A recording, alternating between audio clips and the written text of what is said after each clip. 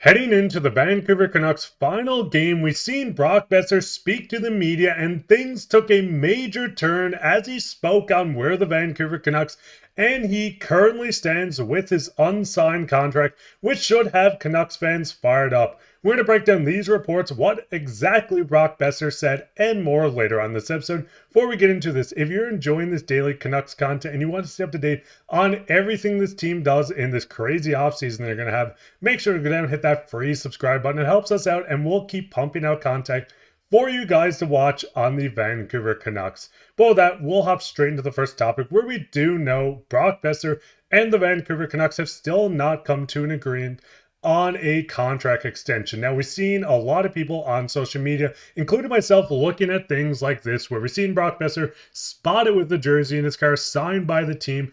Everyone looked at this, and including myself, and said, hey, this is a sure sign that Brock Boeser is heading on to his new team. But he also debunked this a tiny bit and went in to speak to the media and said, yeah, the jersey was for my girlfriend's mom. Now listen, we're not the most rational people as Canucks fans. We see stuff like this, and I agree. I thought this was a sure sign that he was getting his gift heading off from his team in one of his final games. But Brock Boeser is currently not signed by the Canucks. We know it's a year 3 of 3. This bridge deal that he did sign with the Canucks 3 seasons ago, Brock Boeser, and we've seen the reports coming from insiders. I mean, Elliot Friedman spoke on it as well just a while ago, saying that Brock Boeser turned down a 5-year offer from the Canucks and appears to be little traction on negotiations. Boeser is shocked at this year's trade deadline, but general manager Patrik Allvin said the other teams showed little interest in him.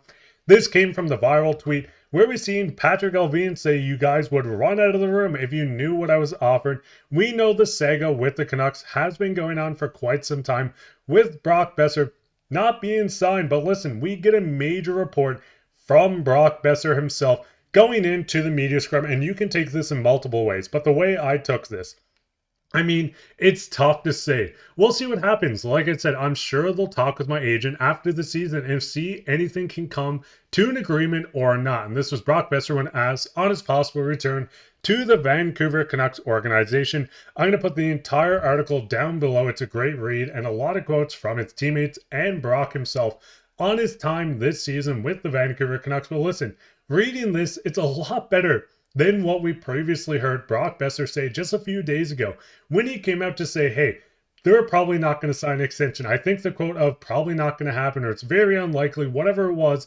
Brock Boeser made it seem very unlikely that he was returning to the Canucks. Now, seeing some optimism, and I'm trying to be an optimistic person with what we dealt with as a Canuck fan for this season, but looking at Brock saying that they're going to work on something, it seems like him and his agent with the Patrik Allvin and Jim Rutherford are going to have their last hurrah to figure out if they can come to an agreement on a contract signing with the Vancouver Canucks. He continues on to say, but yeah, I mean, there's definitely going to be thoughts, and I'm going to try my best and take it in with my teammates. You really never know at the end of the day, so I don't really want to be fully think it could be my last game. Now, we know there was a lot of chance throughout the stadium for Brock Boeser. It was an awesome thing, and listen, the Canucks lost. That sucks. We dealt with it all season, but this was, in a lack of better terms, not a meaningful game other than Brock Boeser's game. We've seen fans loving him. We've seen chants for him. He got chants every time he stepped on the ice. It was awesome to see how much support this fan base has brought to the longest tenured Canuck, someone that played with both Sedins, which feels even crazy to talk about. Brock Boeser has been a major part of this Canucks team, and just seeing him talk, reflecting on his game, reflecting on the season, and saying that his agent will still speak to the Canucks does show a lot of optimism with this team. Now listen, looking at what the Canucks currently need to sign, we know on the forwards there's 2 key UFAs. Pius Suter, who a lot of people are fans of, and I love Pius Suter. I think Pius Suter is almost a definite comeback. We've seen him score over 20 goals this season, a career high in a contract year, tends to happen. But Pius Suter was a huge part. We've seen him play on the first line for a good chunk of the end of the season with a lot of injuries to PD. We've seen Hedel out. A lot of guys was out of this lineup, and Pius Suter stepped up in their absence, playing outstanding and showing that he's the perfect middle six forward for the Vancouver Canucks. And of course, the one we've spoke on all season long, Brock Boeser, $6.65 million. We've seen reports coming out that management wants to give him a 5-year deal, that he wants to ask the management for a deal with a 7 to 8 year term, it's going to be very tricky to see where they can come to an agreement. And listen, there's a strong chance that Brock still leaves, but seeing the reports just coming out that they're still going to speak after the season is awesome. It's awesome to see. As a Canucks fan, I'd love to see it. I'd love to see Brock return. Obviously, I would not want them to give him $15 million per year for 8 years because that's crazy and you don't want to handcuff a team. But Brock does deserve to return to the team. Hopefully, they can come to an agreement. So looking at the defenseman, it is pretty much solidified on the back end and what the Canucks will be running. The key UFAs in Derek Forbort, who we know the Canucks really like. Management loves him. The team loves him. The coaching staff loves him. There's a strong chance Derek Forbort returns to this Vancouver Canucks team. Noah Juulsen, who was awesome in his time, I think is going to get the short end of the stick and is going to lose his spot within this roster. And listen, I did a video saying that he's definitely gone, and I feel bad because it was actually on his birthday. But listen, Noah Juulsen has probably lost his spot on the team with a lot of Abby guys fighting for the spot. I know we've seen guys like Tom Willen are set to sign with the Canucks in the start of next season. DPD has really shined. Victor Mancini, these guys, which I will touch on shortly, have been awesome. I think we're going to see a younger, faster, maybe even more physical blue line for this Canucks team next season. The goaltenders are locked up with Lankinen getting his extension, having to figure out what to do with Thatcher Demko after next year. It's going to get kind of crazy, but as of right now, the back end is locked up going into next season, which does leave a lot of room to figure out what to do with Brock Boeser and Pius Suter. But also, looking at this, and you do need to take into account for these things as well. Currently, the buyout right now for OEL does raise over $2 million. It goes up from 2.3 all the way to 4.7. Thank you, Jim Benning, for that one. But the cap is rising, but the Canucks do lose just over $2 million against the cap on the OEL contract. The Mikheyev contract is a buyout, or retained I should say, as well. So you are losing almost $3 million against the cap between these two players. So the Canucks don't have a ton of money to work with. They do have their back end locked up. It would be nice to see them sign another centerman within this lineup if they can make it work with Brock Boeser. Get it done. If his agent's calling and saying, hey, we want to figure this out, we're giving you a 1 week window, I think Patrik Allvin needs to lock himself in a room to figure this out. What would you guys thoughts on just looking at what the forward group, what the defensemen, what the buyouts look like going into next season? And listen, speaking on a couple of young guys, we do know the Vancouver Canucks announced today they've assigned a boatload of players to the Abbotsford Canucks.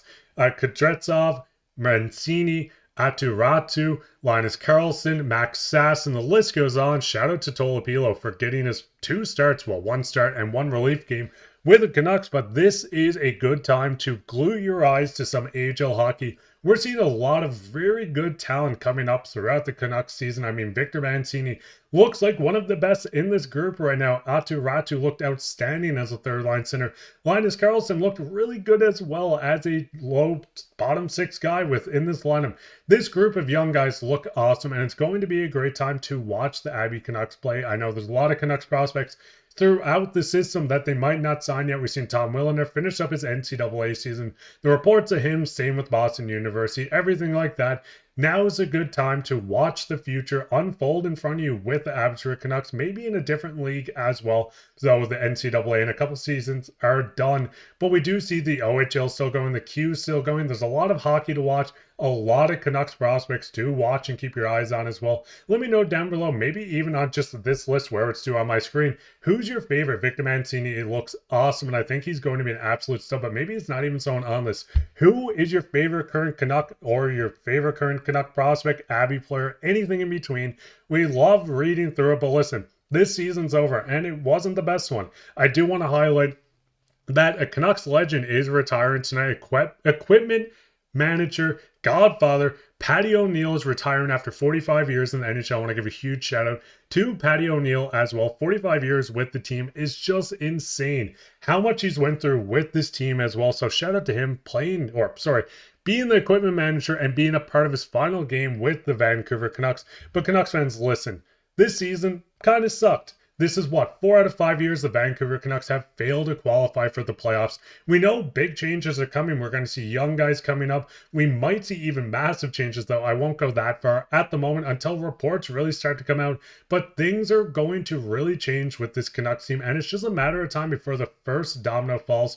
Maybe we see Brock Boeser get signed and they move on from another key guy. Who really knows? But I want to give a huge shout out to you guys. This is the first full season we've had with Canucks Digest. I know it's been a bumpy one. I know the season hasn't been the best. I know a lot of people probably dislike us, or just me in particular. And listen, the hate comments are kind of funny, so if you want to leave some, prefer nice ones. But if you want to leave a couple of those, feel free. We just love reading through it. Go down and leave your favorite moment of this season so far down in the comments. While you're down there, leave a like, subscribe, share this with your friends. As I said, if you want to stay up to date on everything to do with the Vancouver Canucks, I hope you enjoy this content. And if you do, find your spot at home here and we'll keep you up to date. Anyways, I hope you enjoyed this episode. I hope next season's a lot better. Hopefully this offseason better. And listen, go enjoy some playoff hockey where we're not so stressed out that the Canucks are going to lose because they can't. Go cheer on the Abbey Canucks, whatever it is. I hope you guys have an awesome offseason. But that'd be it for this episode of Canucks Digest. Hope you have a good one.